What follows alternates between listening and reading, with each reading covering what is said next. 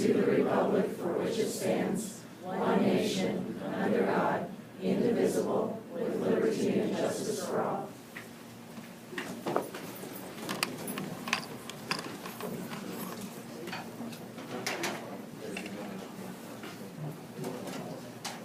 Welcome, everyone. We'll go ahead and get started with the approval of the agenda. Madam President, I move that we approve the agenda with the following amendments.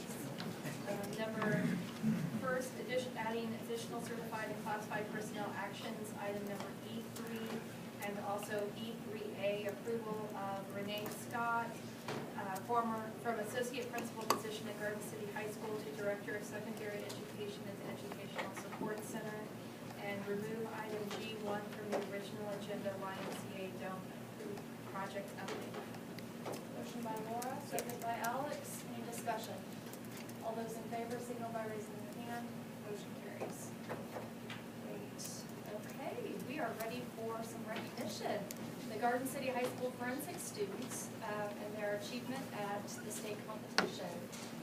Russ, are you here? Yeah. Would you like to introduce your students? Give it a shot. Good evening, we're back. I have actually three groups of kids here, all forensics kids. I asked the students that were state semifinalists or finalists at the state championship, students who received ones at the state festival and our national qualifiers. And obviously they're not all here tonight because it's spring and everybody's everywhere. Let me explain state championship, state festival a little bit. Forensics is one of the speech drama is what Keisha calls it. It's one of the few activities where there is a state speech championship and there's a state speech festival. And the reason that they both exist is that Keisha will only allow us to take 16 entries to the state championship. We qualified 49 entries for state. And so one of the jobs we have as coaches is to cut that 49 down to 16 so that there's obviously a fair amount of competition just to make our state championship team. And then the rest of those kids are allowed to go to a state festival that's very like a music festival where they perform once and they can get rated. And so I'll introduce state championship kids that are here first. I will tell you that the team this year was third place in 6A. And the difference between third place and first place was 18 points. And so I'm really proud of this crew. It was a tough tournament all day, and they worked really hard. If you were on the state championship team, come this direction for me, please, and I'll just kind of introduce them as they walk up. Isaac Silva was in 6th place with his partner Memphis Palacios in duo inter. Gunnar Eberly was 6th in humorous interpretation. Jesse Fabian competed in humorous interpretation. Amanda and Isabel Serafin were 4th in duet acting. Isabel was the state runner-up in prose interpretation. Eric Maxwell was 3rd in dramatic interpretation and 4th in humorous interpretation. 3rd in DA. 3rd in DA. Right? Or wait, 2nd in DA. We don't even know Marilyn Buckley competed in original oration. Maggie Unruh she was 4th in original oration, and she competed in informative speaking. And there are another 2 or 3 kids that are not here tonight that were on that team. So they represent the 3rd place team at the state forensics championship.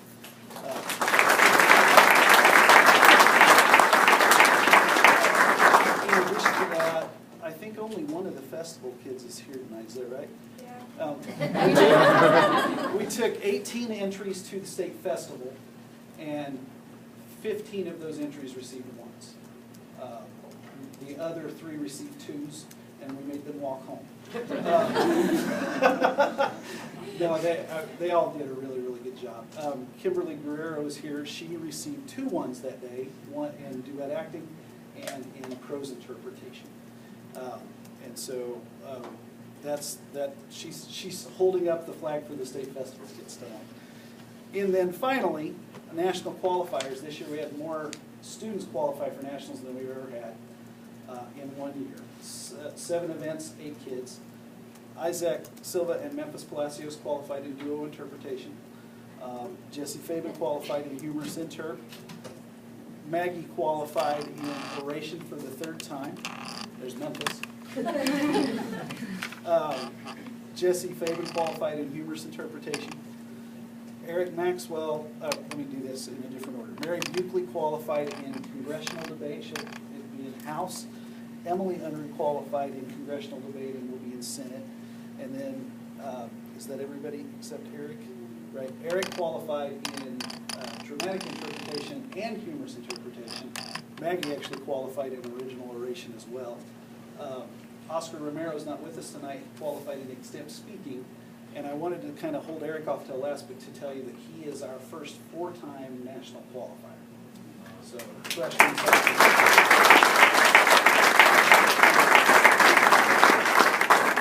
It's been a pretty, we always have a decent year. We see you every spring and you guys always say, oh, well, you're back. This was a pretty phenomenal year for us. I'm really, really proud of the kids. And I believe that even though graduation will take about 10 kids from us, that we'll have another, I think we'll have another pretty good year next year. I think we're We'll go ahead and schedule into a you cycle. in for next year. I believe we're in a cycle that's going to last a little. Great. So there you go. Thank That's the you. kids. Ms. Unruh, are you holding the flag for overachieving? Because we saw you here a couple weeks ago, right? Oh yeah, for recent stuff. Yeah. So do you sleep at all? Or? Actually, this has probably been one of the least stressful semesters I probably just figured it out by senior year. It's like, oh, this is how it's supposed to happen. So Great. it was Well, you're actually ready for life now. She's at the Y lots of mornings at 5 is life. Oh, must.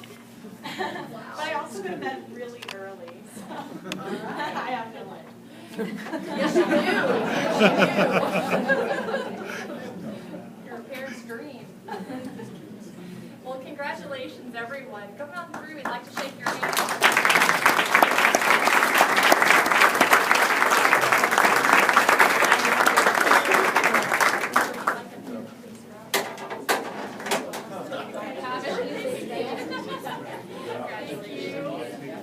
Good job. Tomorrow. Congrats. Wow.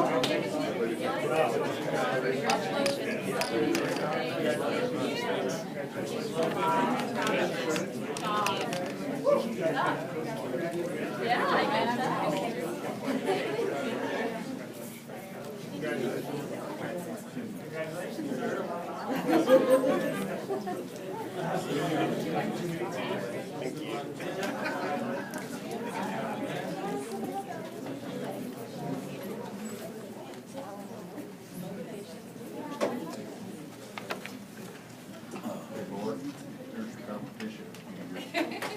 I've already got one of them hired. Well done. Yeah, exactly.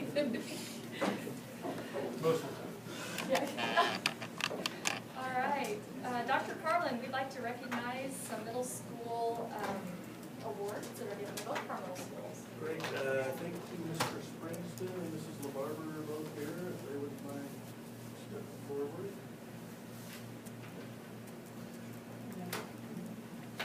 Any staff members maybe that are present? It's all over there. Maybe we can send her the light there. Want to talk to Jason? Yes, you do. Well, we're thrilled to share that both of our middle schools, Horace Good and Kenneth Henderson, were recognized this year by the Kansas Association of Middle Schools in the state as exemplary middle schools, and that Kenneth Henderson was actually one of 6 finalists this year for Middle School of the Year in Kansas. And so we're very proud of both schools, and I'd like to ask Mrs. LaBarber to maybe introduce her staff members who are present. I will do that. Brian Dinkle, math. Michelle Wells is our academic coach. And Grant Allen, special ed, science, and dabbles in a little bit of everything. So, how's that? That's all right. And you've got one working too, right? And Jason, yes, I asked him to come up here and he wouldn't. He says he has a job to do. So. You guys have anything you'd like to share? Well, the only thing I want to say is I think kind of Glenda's and my job it's kind of like what you saw with Russ. It takes the teachers and those kind of special people to make things work. And it's kind of our job is to support them, and we both have staffs that I think are doing great things with our kids. And piggyback that, I agree, the staff has worked exceptionally hard at this. However, also on the note of wanting to be a model district and kind of just that focus a little bit, you know, in the end result, the kids are the winners, because that's just a path to get our students to succeed. But one of the things that I remember talking to one of the representatives from the state about is we will see a 10% growth each year from our intermediate centers with the kids coming up to us, and this year we saw that growth. So our kids started off in a better place this year than they did the year before. So I think the whole district-wide initiatives are really paying off, and I think by the time they go to the high school, well, Mr. Dinkle is part of a math department that's sending kids that we don't have anybody in the at-risk red area on the Ames Web. They're all passing at grade level. And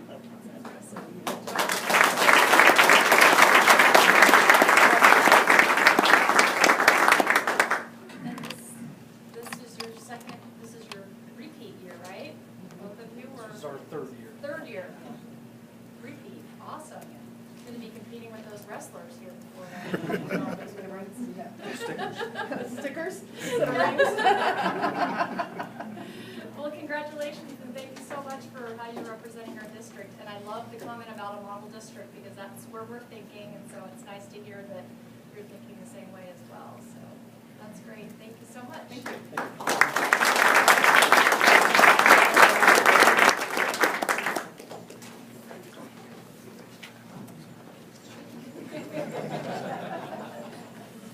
Any correspondence to report this evening? All right, it's time to approve the consent agenda. Madam President, I move that we approve the consent agenda as previously amended. Motion by Laura, second by Tom. Any discussion? All those in favor, signal by raising your hand. Motion carries. And Leanne Roderick knows her cue. We are ready to talk about the math curriculum. And I'm actually going to kick it off. All Before I right. send it back to Leanne. I want to thank you for your patience with us. This has been a long process, and it's a process that we've tried to keep you informed of as we've progressed through it, beginning with our evaluation of the Engage New York program, which was comprehensive, and you've seen the report on that. Last time that we were here, we told you that we wanted to formulate some changes or some modifications, and that we would come back and request a one-year pilot. And that's what we're here to do tonight, to formally request that we extend the pilot for Engage New York for 1 year for grades kindergarten through Algebra 1. We had talked at one time about the secondary people maybe doing something different, but as that group looked at the choices that were out there, in the end, they also decided that they wanted to request this extension with modifications. That happened Friday with the secondary group. So the modifications at the secondary level are not done, but what you hear tonight from K-6 will very closely parallel what the secondary modifications will be. So with that, I want to turn it over to the teachers and to Leanne. I'm very proud of the teachers who've worked so hard on this and continue to put their heart and soul into making student achievement happen, working with kids. So let me turn it over to, who's going to start here? Well, I would like to start with Danica Pitch. She has a statement she would like to read. She's going to kick it off for us, so. All right. You guys want to come up here with me? Yes, please.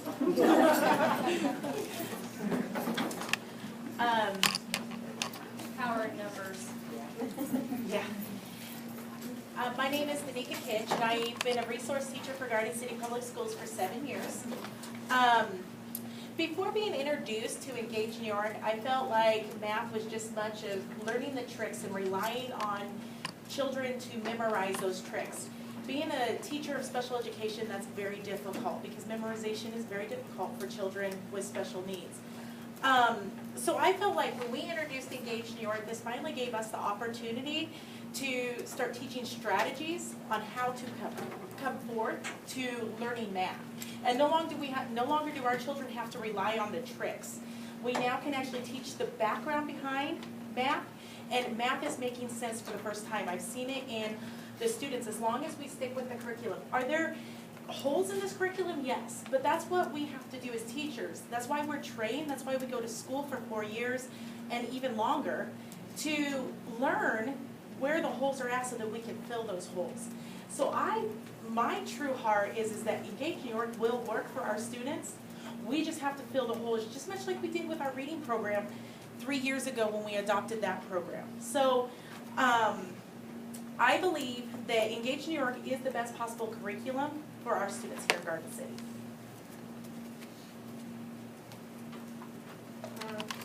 You have the list of modifications that the coaches have been working on. We spent approximately 40 hours last week working on these modifications, and we asked these teachers to come in and look at the modifications and help us with this tonight. The first modifications that we made were to parent communication. The first thing was the newsletters. We did make newsletters to send home to parents last year, but it wasn't always consistent that they were sent home prior to a module. And then in our discussion, we felt like possibly they were too detailed and maybe we needed a simpler format, so we're going to work on that next. Parent information nights. Most of the schools had parent information nights last year to introduce the parents to Engage New York and the new curriculum. And they were provided with a PowerPoint. We're going to revise that PowerPoint and put it out again so that the schools can have parent information nights again in the fall. For parent-teacher conferences, we're going to make a fact sheet to hand out to parents that explains bullet points about Engage New York and possibly some of these modifications, and frequently asked questions about Engage New York. We will also, the teachers, the coaches, and administrators will address parent concerns to Engage New York when they arise. We want to make sure that the parents have access to the Engage New York curriculum online, so we'll be giving them that website and showing them where to go with that as often as possible as necessary. And then homework seemed to be one of the areas of contention. We have some more modifications to that, but we will make sure that the teachers understand through professional development that when they send home homework that is specifically Engage New York, that they need to have correct classroom examples attached to that homework, and that we will be looking at systems that work really well for that to happen.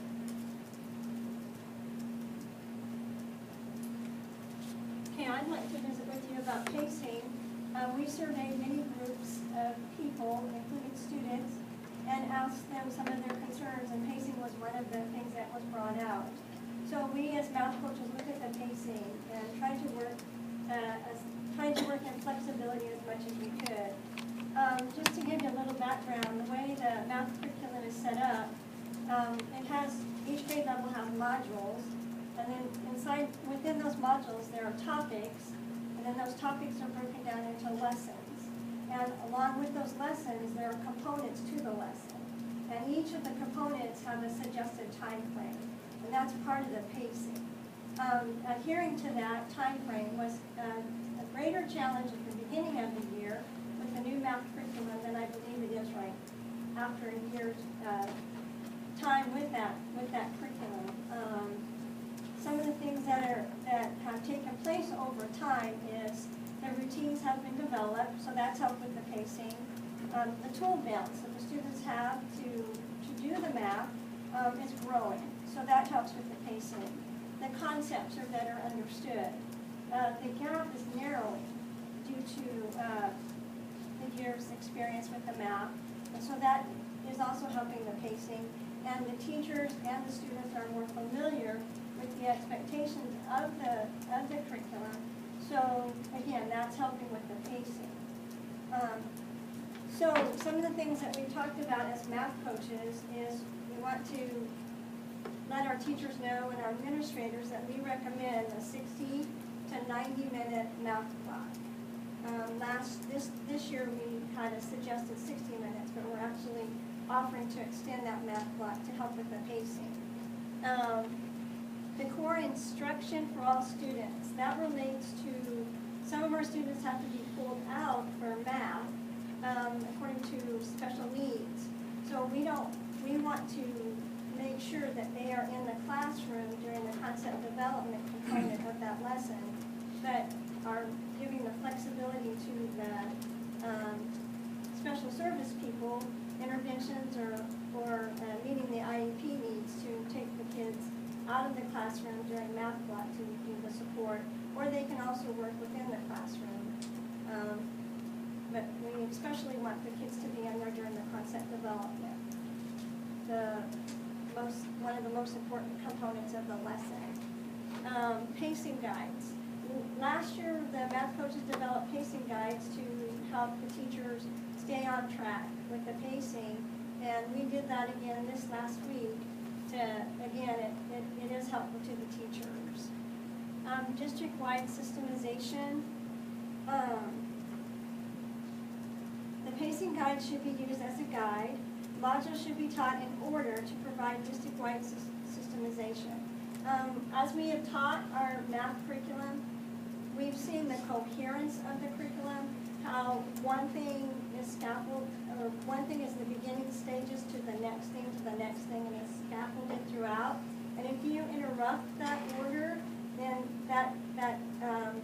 the flow of the understanding isn't as good. So we really want those modules to stay in the order that the curriculum has set up. The length of the modules is, if you teach all the lessons and go through all the components and all the assessments, it's 180 days, or actually only in school with students, 174.5 days. So we're giving the teachers, the math coaches, working together as teachers, the flexibility to adjust, to condense, to combine lessons, not changing the order, but to make those changes as needed to maybe save some time, so that all time is available to learn all the important concepts that need to be taught in that year. So we're offering that flexibility. But we'd like the teachers not to do that on their own, but to work as a grade level, or as a district grade level, and also with administrators and coaches before they make those decisions. So we're all working together, and we're all on the same page. And then that takes care of the collaboration part. We really have found out this year with our math curriculum that we brought schools together. We brought grade levels together. We talk about math much more, and we collaborate. And we want to keep that going. And we asked the teachers to interject on these different topics, what their experience has been, and how these modifications will help them. So do you guys have something to say about parent communication or pacing? I'm Mrs. Holger, or Charity Holguin from Florence Wilson, 3rd grade. If we go back to the parent communication, I think last year, we were reactive to a lot of things, and a lot of the schools didn't do a parent information night right at the beginning like we should have. I think teachers, parents were completely frustrated because we were sending these items home that obviously was frustrating for everyone. So that's one of the modifications that we talked about, is doing that ASAP as we get into school. And I think that when parents are more informed with that information, obviously there's a better outcome. Some of the things that I mentioned in my personal experience was the website. I have a kindergartner and 1st grader in USD-457 school district, and that was something and I'm a teacher, utilized. Just because I felt like that was a resource that I had told my parents to use as a teacher, and so I felt like that was also beneficial. And so even if we can help them navigate through that, I think that would be beneficial as well. And just being proactive to it and having good parent communication. I use an app that's called Remind. My parents know every single night if their kids have homework or not. I think that was another huge frustration with parents is, you know, we were sending homework home. Well, some teachers were sending homework home.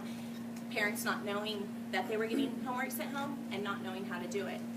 And as a parent, that I know that would be frustrating. So, like I said, those are some of the things that I think with these modifications will help tremendously.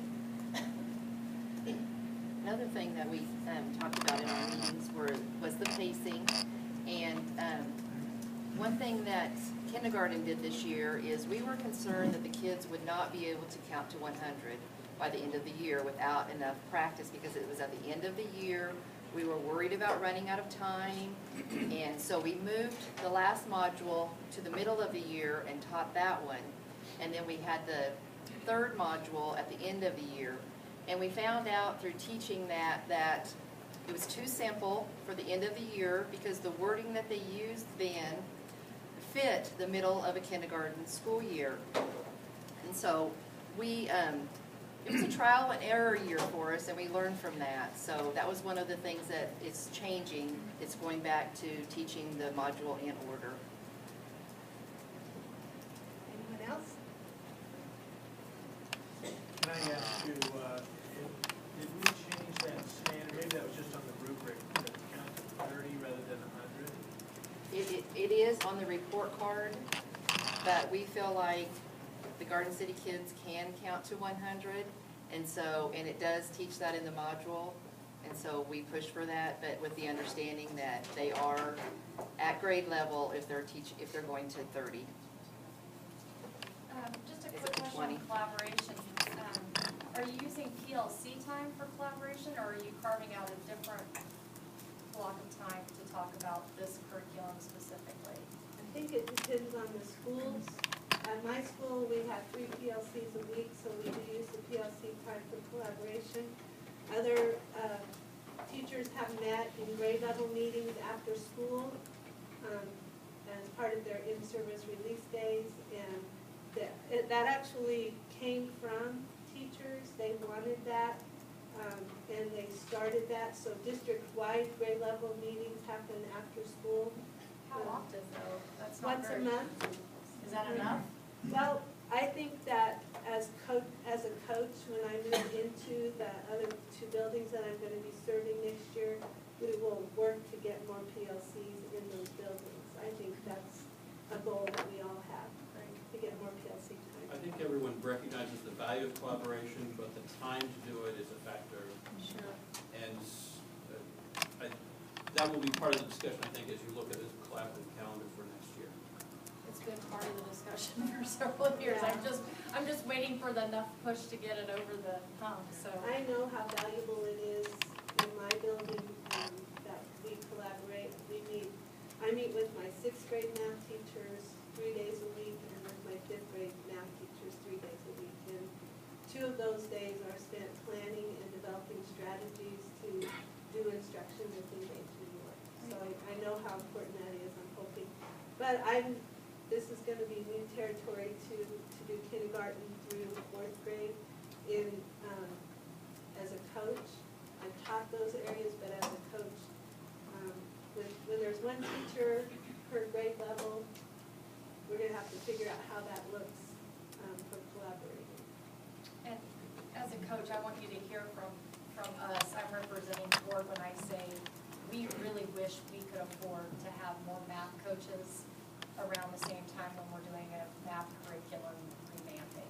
You know, we're sorry that the funds aren't there, and we're sorry about the load that's on you, but keep working hard because what you're doing is very important. So we wish we could offer more support. I can add to the collaboration.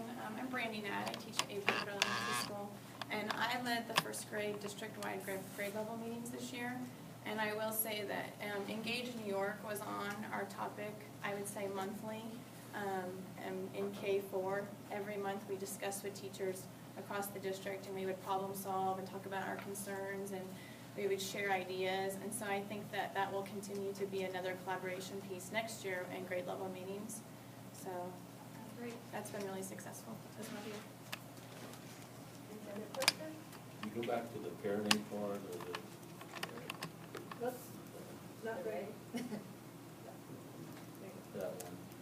Can you tell me, because last year we did the newsletter, we did the informative night.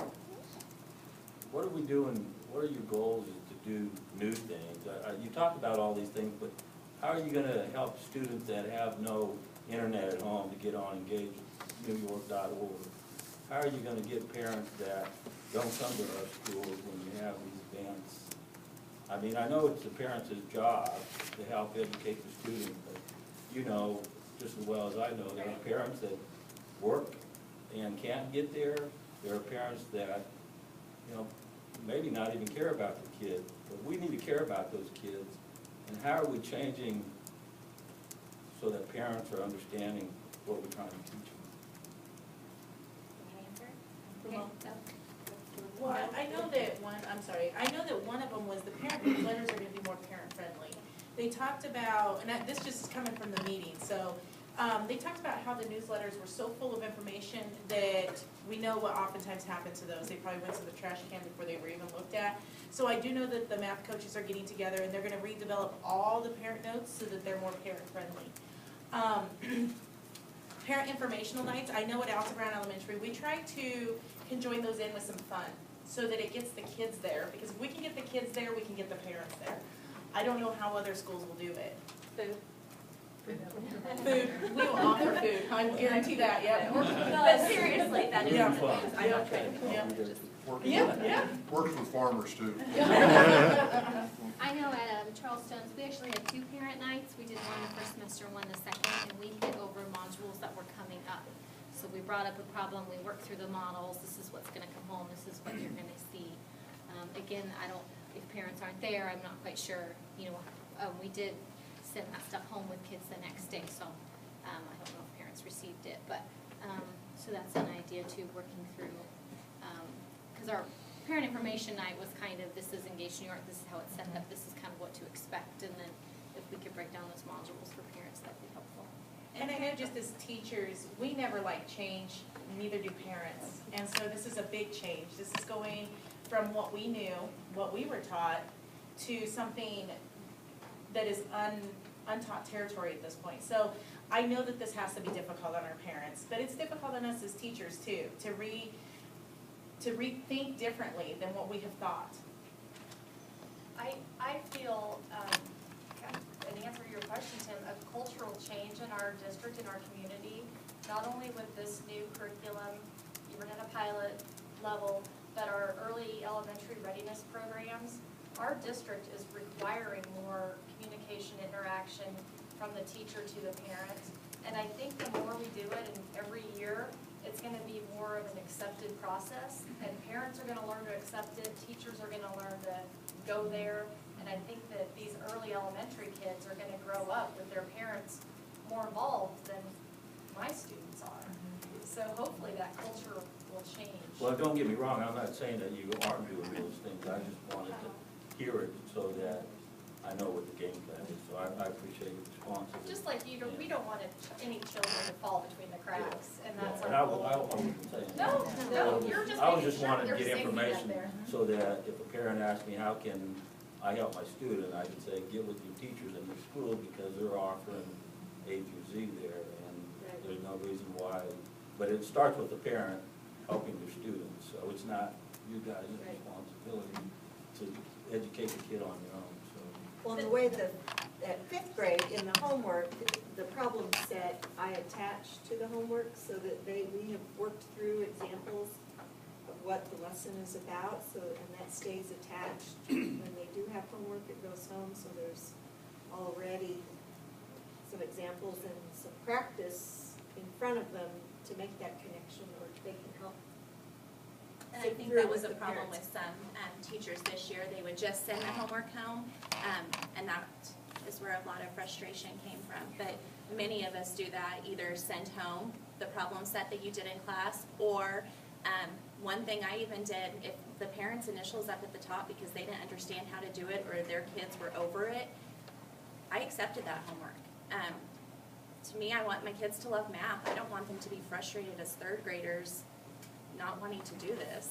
So And to I add think it's how we. to what Carity was saying, my partner teacher and I completely remade problem sets and homeworks. Like it's exactly off of Engage New York, but we copy and paste where it would be identical, just different numbers and stuff like that. So we're limiting the frustration level at home as well. And I open up my classroom every morning at 8:45 when our doors unlock. I'm there to help with the kids too. But I set the expectation that I would only help them if they would complete this problem and this, like try it. Because if not, as soon as I would say that, they'd be in there the next morning, I didn't do anything. Well, I want to help you, but I want you to help yourself first, you know? But we're trying. Yeah, I offer tutoring Monday through Wednesday after school till about 4:10, and it's open to any students from any other math class in our building that wants a little more support or encouragement with what they're doing. Now So that's available. and that's fifth grade. Fifth grade. And that was one of my questions, I think you're kind of answering it, but of course, in that process of challenge and frustration and self-help and the role of the parent to help us teach, if they can, and then just knowing that kids will miss once in a while school. And so the question was, well, what do we have built in, or how do you respond as teachers to get them up to speed, back up to speed? Is that Can I a kinda- one-on-one thing, or once a Yeah, month? can I answer that? Yeah. I had a child miss over 40 days of school this year. It went to the point where actually, I took care of the situation, or tried to take care of the situation, but because he had missed 40 days of school, yeah, I had to go way back. And I would just pick up the foundational pieces and try to work forward.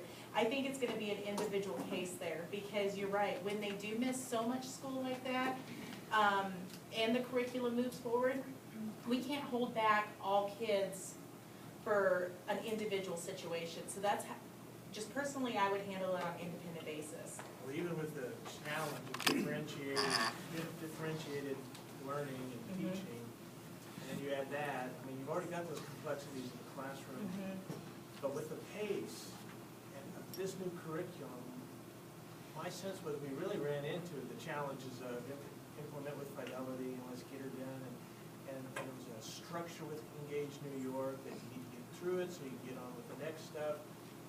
How are we responding to that challenge where at least I heard that maybe you're only getting through part of the, I don't have the right term. Part of units? the curriculum, yeah.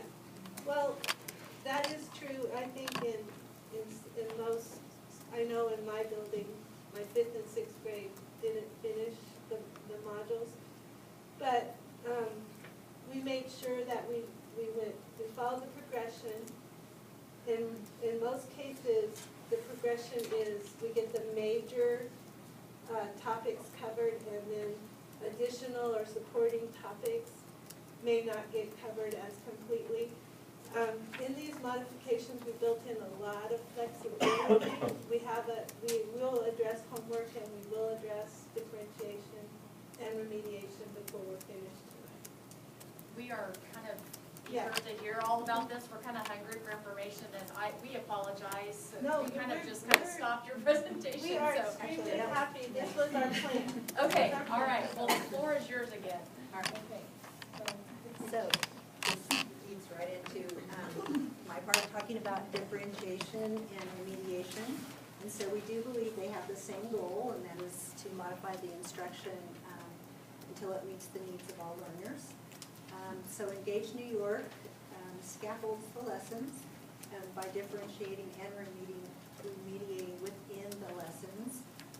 It has, well, first of all, it encourages teachers to use what we call the CRA method, which means concrete, representational, which is pictures, and then go to the abstract after that.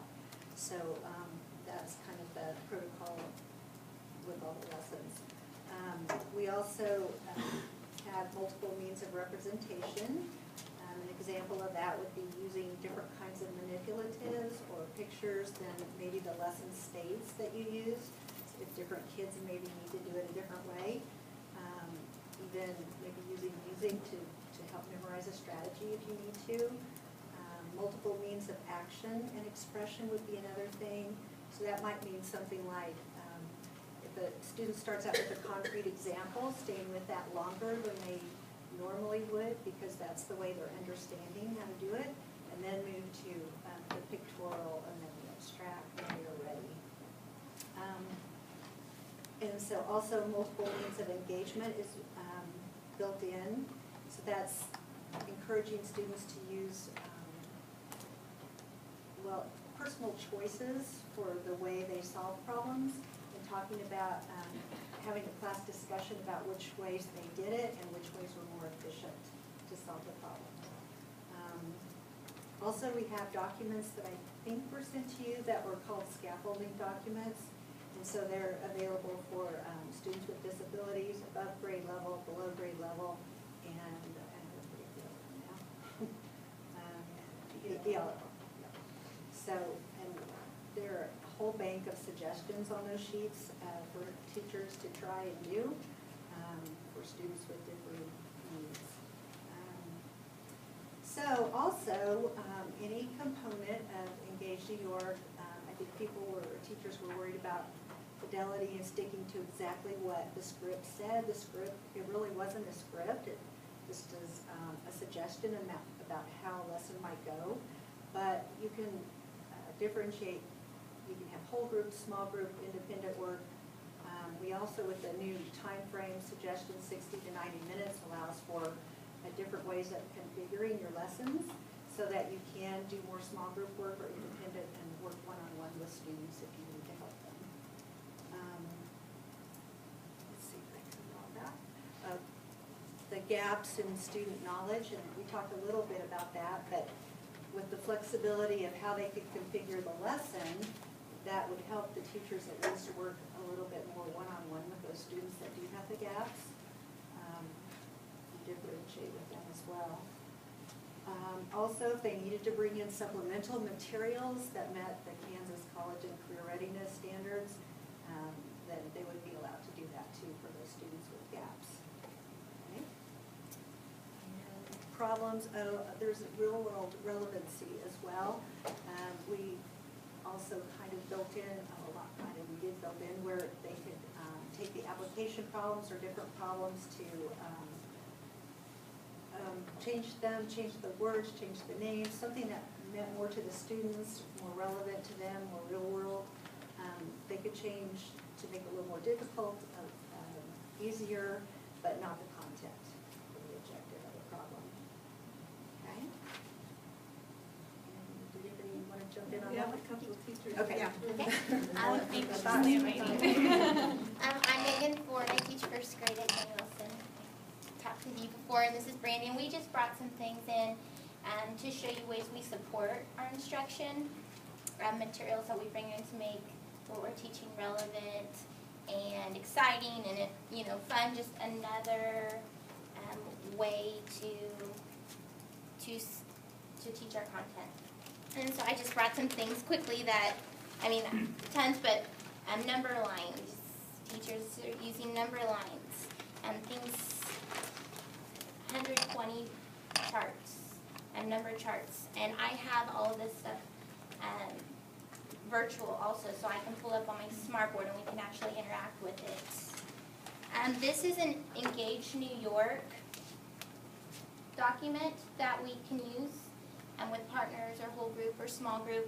But then something else I've done is I've taken, this is called a number bond, and then they can write multiple sentences, addition and subtraction with those. Well, then I've got the same information but in another visual. I call it a fact family house. And it's the same thing, it's the same structure, it's the same number bond, but it's just another way for us to refer to and to see. Fractions, we teach fractions. I use the Engage New York materials, but then I also pull out some